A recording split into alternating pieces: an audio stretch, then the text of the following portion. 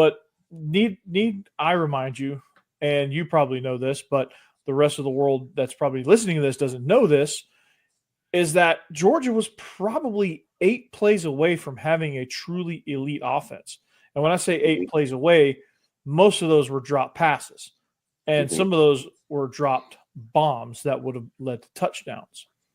Dylan Bell takes one off the face mask against Notre Dame. That probably changes the course of that game if he makes that catch. Smith against Alabama, second play of the offensive series for Georgia. Carson Beck lays one out there. He drops it. Of course, Carson Beck, I think, missed a couple, and then there was a few other plays that I think if we hit that, it's a touchdown. So I think Mike Bobo, yeah. Is he perfect? No. But I think he does have a good grasp on calling an offense. I think he's taken over for Todd Monken really, really well. And I just, all the complete hatred, Israel, I don't get it.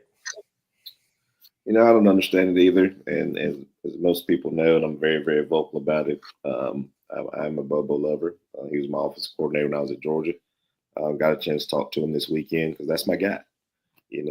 Speaking of Coach Hartley, who was our GM when we were there, and Coach Lilly's back at UGA right now too. So, I mean, it's really cool to see Coach Lilly. But back to Bobo, I think that people forget how many points that when he took over, we scored a game. You know what I mean? So, were there some games that, got out of hand? Absolutely, simply because the other team recruits too.